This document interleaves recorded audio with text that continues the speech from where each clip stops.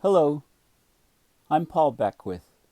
In this video, I want to talk all about how universities have betrayed reason and humanity and what's to be done about it. And I'm talking mostly about the climate crisis, the climate emergency. You know, we have universities all around the world, and if you go into these universities, they have specific departments, and there's a huge siloing effect going on. Different departments don't talk to other departments, and even people within departments don't talk to other people. And what we need is universities to be focused on what the grave problems are, global problems that we're facing, and what to do in terms of policy and solutions and sociology and psychology and the science, and what we can do to pull us off the brink, off the edge of the cliff for things like climate change, abrupt climate system change. And that just has not happened at any point in the last, say, 30, 40 years. And it goes back to the basic structuring of universities. And it goes to the difference between what is knowledge and what is wisdom. And universities are all about pursuing knowledge, advancing knowledge in very, very specific siloed fields. And there's no wisdom, there's no questioning at universities as to, you know, what's happening with human societies. Where are we heading? Where are we going? What's going to happen? What sort of projections can we make and time frames for these things to happen? So we're facing the complete collapse of organized society, of organized civilization. We're facing scenarios where we get global famine within 5 to 10 years.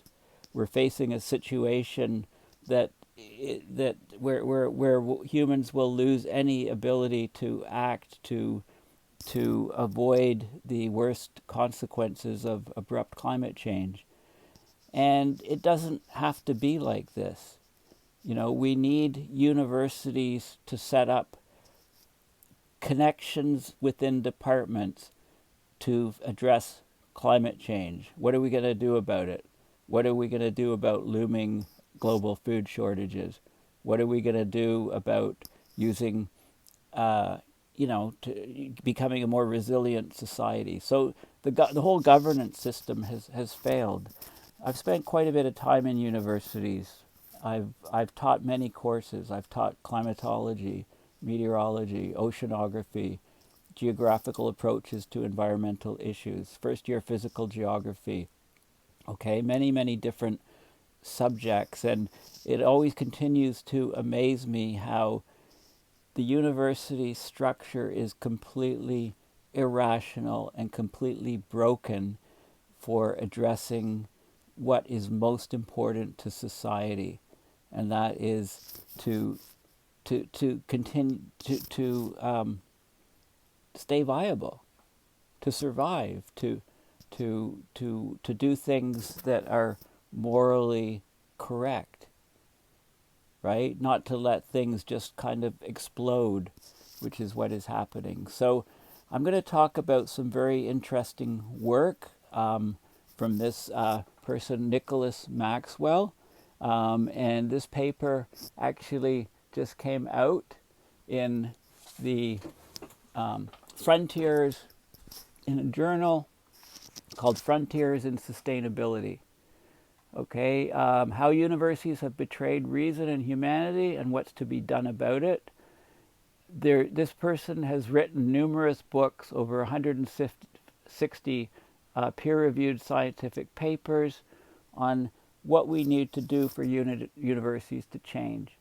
And it started, you know, with From Knowledge to Wisdom, a book in 1984 that argued that a revolution in academia was urgently needed back in 1984, so that problems of living, including global problems, would be put at the heart of the academic enterprise. And the basic aim would be to seek and promote wisdom and not just acquire knowledge. So universities are knowledge factories, and there's almost nothing on wisdom. Every discipline and aspect of academia needs to change, and the whole way in which academia is related to the rest of the social world needs to change. Universities devoted to the pursuit of knowledge and technological know-how betray reason, and as a result, betray humanity. As a result of becoming more intellectually rigorous, academic inquiry becomes of far greater benefit to humanity. Okay, and if the revolution argued for all those years ago had been taken up and put into academic practice, we might now live in a much more hopeful world than the one that confronts us. Humanity might have begun to learn how to solve global problems. The Amazon rainforest might not face destruction. We might not be faced with mass extinction of species. Brexit might not have been voted for in the UK. Trump might not have been elected president of the US. Okay, so, we would have a much wiser, more civilized, enlightened world if the universities were geared to solving humanity's problems and not just trying to pursue knowledge. So it's basically a betrayal.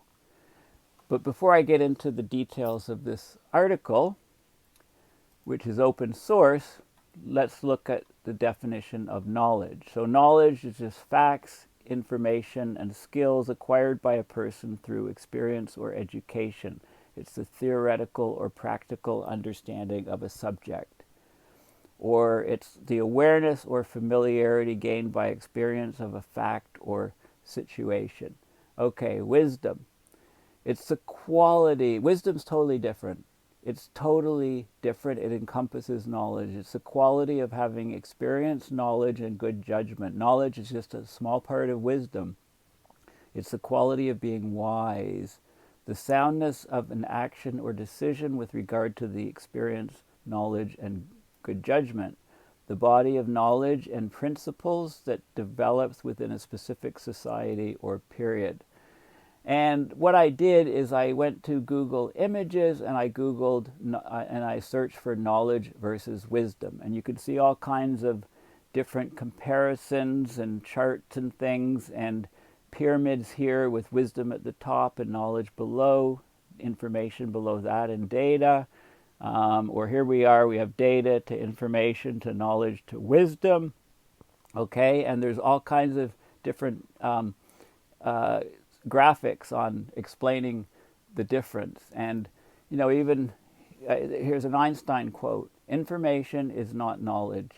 The only source of knowledge is experience. You need experience to gain wisdom. Okay, so wisdom is always the highest objective and goal, and universities are not geared to wisdom at all. In fact, it's complete irrationality to just be focused on knowledge, as I'll show. This is a good a couple quotes here. Wisdom is the power that enables us to use our knowledge for the benefit of ourselves and others. Knowledge is not wisdom unless the knowledge is used wisely. So the wise use of knowledge is wisdom. Knowledge without wisdom is a load of books on the back of an ass. Japanese proverb. I like that one. Knowledge is of no value unless you put it into practice. Okay, and this is the best site I could find. If you go to Knowledge Walls, a blog, the difference between knowledge and wisdom. So knowledge is the facts, the information, and the skills. Wisdom is composed of knowledge, that's just one component, experience, and good judgment. Right? Human qualities come into play. We're not just robots learning information. Right? Robots can easily do knowledge tasks and be trained for that, but wisdom is a much harder thing. Knowledge gives you the ability to identify whether some fact is true or false. Wisdom gives you the ability to discern whether some idea is right or wrong. Right? It's much more complex, much more higher order, much more important. Knowledge, the acquisition of information and facts. Wisdom is the application of the acquired knowledge. Knowledge can be simply acquired through education. Wisdom cannot be simply acquired through learning. Okay, here's data. This is information. Okay, you're classifying the data into different groups. Knowledge, you're making connections between the different elements. Insight is some of the elements stick out, and wisdom is a path through the maze of knowledge, if you like.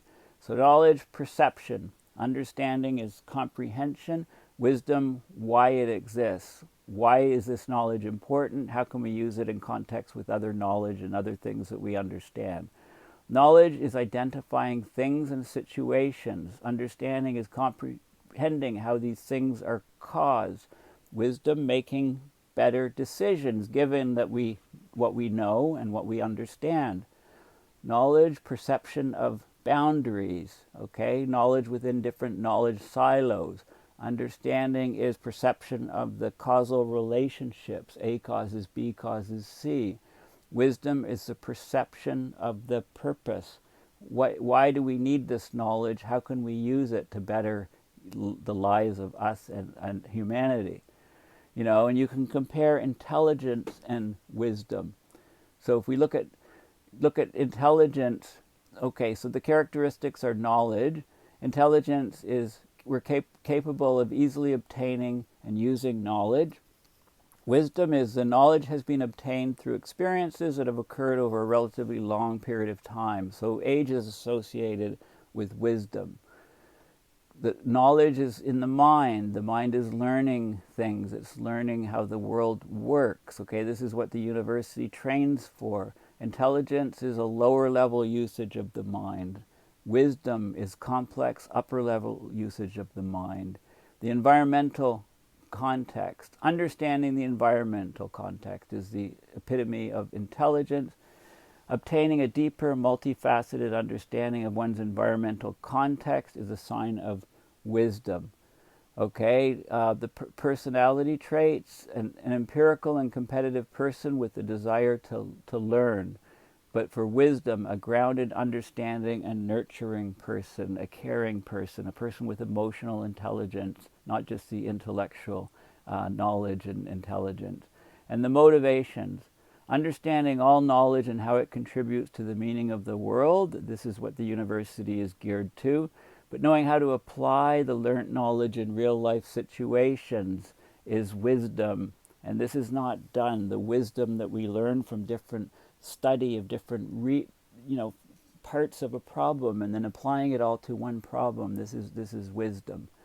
A knowledge worker, they think that knowledge is the ultimate objective, knowledge for knowledge's sakes. A wisdom worker feels all knowledge is eventually subjective. Knowledge worker could have egotistic behavior and may be less than fully effective. A wisdom worker, humble and truly effective. Knowledge worker, driven by wages to control the external environment and persons. Wisdom worker focuses on self-control, influences others in groups, but not a control freak. Tries to lead by example. Okay, knowledge worker, very conscious of his rights. Wisdom worker, more conscious of his or her duties. Not just duties to the company, but duties to the overall society. Knowledge worker views life and progress linearly. Okay, something changes or progresses straight from one stage to another and has a starting point and an ending point. You know, a wisdom worker views life and progress cyclically. Knowledge worker tends to dominate and exploits nature as a resource. Okay, nature is just it's just a resource to be used. Wisdom worker befriends and embraces nature with love and respect and takes nature as his partner in progress. Humanity is certainly not acting this way. And knowledge worker tends to get carried away by intellectual pyrotechnics, public show of fireworks, show of great skill, like a musician playing or somebody giving a speech, whereas wisdom is steady in approach and behavior, focuses on enhancing human intellectual, physical, and psychological capabilities. Okay, so I'm going to continue this in another video because this is a very, very important topic. It's why these problems, global problems, have gotten completely out of hand. Thank you.